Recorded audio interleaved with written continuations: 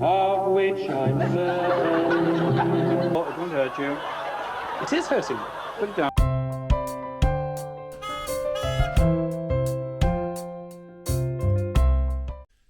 Hi everyone, well I'm here to see a gentleman who had the nickname of Twice Nightly Whiteley. Find out why in a minute. It's Richard Whiteley. I mean, a gorgeous village. It's called East Witton and it's absolutely beautiful.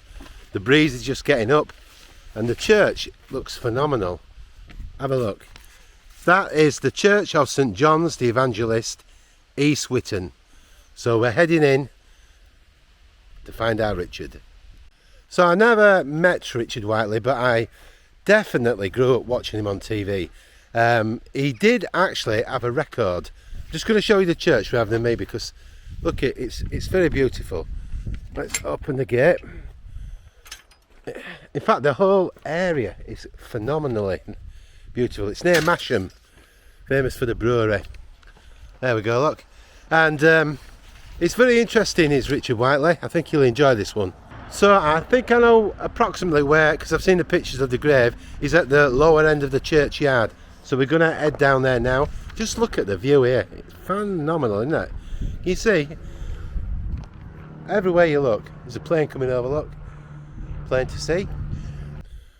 So we'll take a quick look in the church just to get an idea what the place is like. Here we go. Oh, very nice. Very nice. They always have such lovely stained glass windows, don't they? There we go. Always seems a little bit eerie when you're here by yourself on late on a Sunday evening. So the answer to the question, why was he called Twice Nightly Whiteley, which some say was a bit suggestive. Not that I know why, I can't understand it, but was because he was on Countdown and the regional news on the Calendar. So it was Twice Nightly Whiteley. We'll believe that. Okay. It was on more times than any other face on British TV, apart from Carol Vorderman, and she was the little girl that used to be on the test card, you remember? I'll just tell you a story on This Is Your Life. His sister told a really funny story. She said when he was going to Gigglewick School, it was quite traumatic for him, you know, to go because it was boarding. He stayed there, and whilst he was there, he had a pet hamster, and the pet hamster had died, they thought. So they rang him up. He got a phone call back home, and he said to his sister or his mother, I can't remember which one, but they said, it won't be dead. It won't be dead. It's in hibernation. It's in hibernation. So they dug it up. It had been under the ground for 3 days. Dug it up, put it on a harger, warmed it up, and it came back to life, and it lived for 2 more years. Of course, he was a big friend of Russell Arty. I've done Russell Arty. He's a great interviewer. And Russell Arty is linked at the end of this video because I've been to his grave in Giggleswick. Of course, Richard went to Giggleswick. He was taught by Russell Arty. He was his teacher, and he went on to be very prominent in the school, did Richard, later on. Well, you did get to appear on screen together, reliving your days of glory.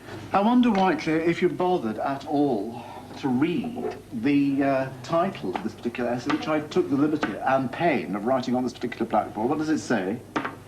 It says account for Hamlet's delay, sir. And how do you think you've answered the question? Well, sir, there's 10 pages, sir, and I've just... I am not discussing quantity, I'm talking about quality and the ability to actually get to the heart of a matter. Your concepts are rather hazy. He was on Countdown for over 20 years, and altogether they reckon he logged over 10,000 appearances on TV. So, yep, he, as I say, was the most seen live person's face on British TV. And of course, he's famous for being the person who launched Channel 4 at 4:45, 2nd of November, 1982. It was the first programme, Countdown. It wasn't going to be a long-running series, but it quickly became so popular. I think it had 3.5 million viewers on the first episode, and after that it would regularly pull in 5 million. So it was a really long-running and popular TV programme. Let's have a quick swing round because it's too nice to be looking at me. Look, it's quite moody. The sky's gone all dark and you're right at the top of the hill. You've got fantastic views everywhere you look, beautiful trees, quiet, you know, wonderful spot. And I believe Richard is somewhere over at the far end down there, because I've seen the pictures looking that way. Richard Whiteley, best known for his 23 years as a host of the game show Countdown. Countdown was launched for Channel 4 at 4:45 on the 2nd of November 1982, and Richard was the first person to be seen on the channel, not counting the programme Montage. Despite his intelligence, Richard enjoyed projecting the image of an absent-minded eccentric. His trademarks were his jolly and vernacular manner, fondness for puns, and his bold, sometimes garish wardrobe. Richard's family owned a long-established textile mill called Thomas Whiteley & Co.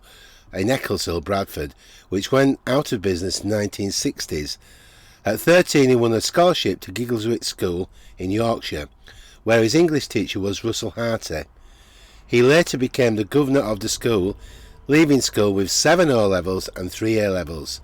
From 1962 he read English at Christ College, Cambridge. On leaving Cambridge in July 1965, Richard served 3 years as a trainee at ITN, but left to join the newly created Yorkshire Television in July 1968.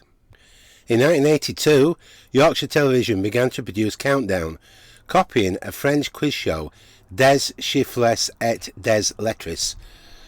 Richard was chosen as the host and continued with the show when Jeremy Isaac brought it to Channel 4 as the first programme broadcast by the new station. It was first broadcast to over 3.5 million viewers, but the programme lost 3 million viewers on its second show. However, it gradually rebuilt its audience over the following weeks. It was as the host of Countdown that Richard became known to a wider audience in the United Kingdom outside of the Yorkshire region. He was nicknamed Twice Nightly Whiteley in reference to the time when he hosted the Calendar news programme and the Countdown in the same evening, from 1982 to 1995. In a self-deprecating joke, he often countered this with the once yearly nearly. Countdown was not intended to be a long-lasting format. Still, it quickly became a durable programme for Channel 4, and at its peak enjoyed a sizable afternoon audience of almost 5 million. At the time of Richard's death, it regularly attracted over 1 million viewers. Richard had his own chat show, Richard Whiteley Unbriefed, on BBC. His guests were unknown to him, so before he could interview them, he had to guess who they were. On the 15th of June 2003, Richard appeared on the BBC show Top Gear and set the slowest time in the Star in a Reasonably Priced Car segment, with a time of 2.06. He had suffered from asthma since he was very young and had diabetes. The additional Countdown that was due to be broadcast on the 22nd of June was postponed as a mark of respect. Carol Vorderman gave an emotional tribute to him on the 28th of June when Countdown returned, stating that the clock had stopped too soon. Several shows had already been recorded before he went into hospital. His final show was broadcast on the 1st of July 2005, which was the grand final of the 53rd series. In May 2005, Richard was taken into hospital with pneumonia. He made a slow recovery from the illness, but doctors discovered problems with his heart and carried out an emergency operation for endocarditis on the 24th of June. The operation was not successful, and 2 days later, on the 26th of June, Richard died at Leeds General Infirmary. He was buried at St John the Evangelist Church at East Witton. On the 10th of November 2005, 5 months after his death, thousands of friends and admirers gathered at the York Minster for a memorial service to celebrate Richard's life. Guests include Vorderman, who paid a tribute to him, saying, "If you were here today, he would have welcomed you one by one, greeting every one of you by the hand, and would have wanted a photograph taken."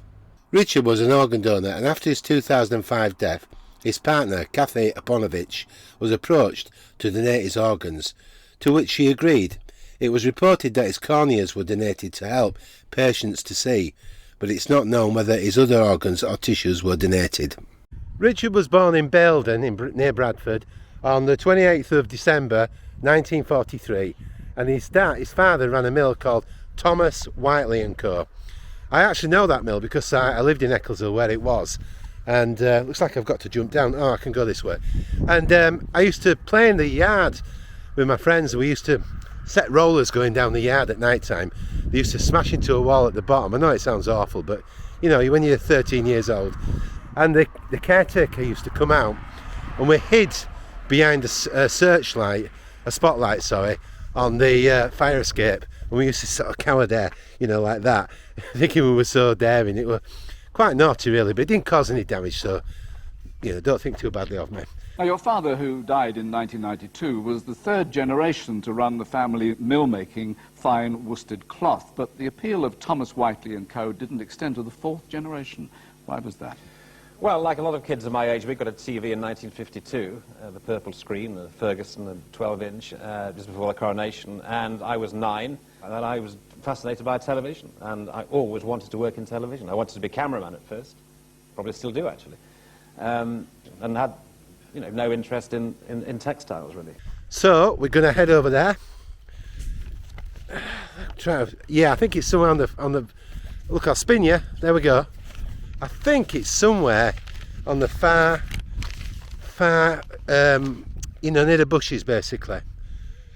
So we're going to head over there. And of course, Richard's very well known for being the reporter that was at the Brighton Hotel when the IRA bombed it. They were trying to get Margaret Thatcher, and I think 5 people unfortunately died. But seemingly the story goes that he was in the foyer, he was leaving, and a friend called him back for another drink, and he didn't really want to. I think it was about 3 something in the morning, and he went back, and that delay caused him to be still in the foyer when the bomb went off, because if he'd have been outside, the rubble could have easily hit him, because it all came down near the entrance, could have killed him quite easily. So he was lucky whoever called him back probably saved his life. And the other one, this similar disaster story in a way, was in Scarborough. It was June 1993, and the Holbeck Hall Hotel was collapsing into the sea, and he was there reporting it live. You could actually see it falling while in the background. He sort of went like that as the thing came down. Part of it fell into the sea. Of which I never... And there was a story going on, but I think it's a myth. What do you think? That on the way out they were saying to the guests, you've got to pay for your room before you leave. I can't see that's true. I really can't, but you never know, do you? Right, I've seen the photographs, so we're gonna spin so we see it together. So all together, Austin Mitch-ell and Richard Whiteley for our regional TV were phenomenally popular, and Richard was on twice nightly Whiteley, as he was known. And Richard actually died on the 26th of June 2005. He'd gone in with pneumonia, and then they found there was something wrong with his heart, and unfortunately they couldn't, it was unsuccessful as the operation. In actual fact, you know, the ferret that bit him on TV in 1977, yeah, I mean, it's well known it nearly bit through his finger, and you know, he said himself, when I die I'll be known as the Ferret Man. And I think that's a little bit sad, really, because of all those programmes he made and all those great things he did. But we do always remember the ferret, don't we? Poor Richard. I'm sure we remember him for a lot more than that, of course. But here's the clip, by the way. I'll put it in now. Let us talk about the moment that brought you worldwide coverage. It started as a simple interview with an animal lover. Yeah. Ow, ow, ow! I'm sorry. Ow! It's all right, let it go. Put it on the floor, it won't hurt you. It is hurting me. Put it down. Now this must be the climax of the situation.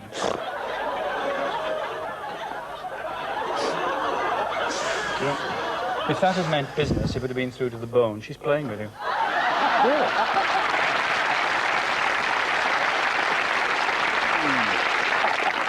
Were you rushed off to Matron after that? Well, Matron came in the commercial break. It was a live show, and she came in the commercial break and gave me a tetanus injection, yeah. Very good. Yeah. What happened to the ferret? Died, sadly. Right. Can't really... Oh, yes. Oh, yes, yes, yes. Oh, my goodness. Here we are. I mean, I am quite excited because I was brought up with Richard Whiteley. You know, watched him on TV. Watched the news with him every night. I've been to the house that Austin Mitch-ell lived in at Saltaire as well, and put a burglar alarm in there once, so... But we're here for Richard, aren't we, at the moment? There we go. Richard Whiteley. Let's move in. Hello, Richard. I'm pleased to be here.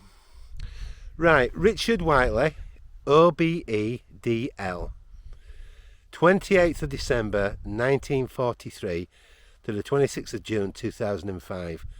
Loved by Catherine. A much loved uncle and friend, and father to James, broadcaster and Yorkshireman. Oh, the flowers are dead. What a shame. I should have brought some, shouldn't I? I'm going to do it on my next one. Thank you, Richard. Thank you. Thank you ever so much. Loved watching you on TV all through my life. I wasn't a big watcher of Countdown, but that doesn't matter. Lots of people were.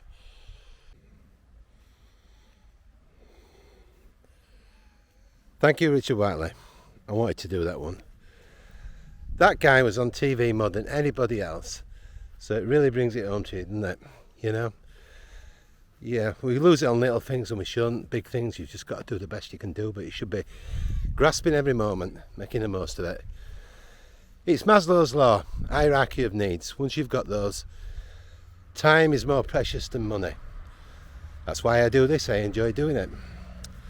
I hope I represent these people well and you enjoy it. And that we've got to remember. Don't just work all the time and lose your life. So if you want me to go and find anyone, let me know. I'll look for them. Any projects you want me to do, just let me know and I'll try.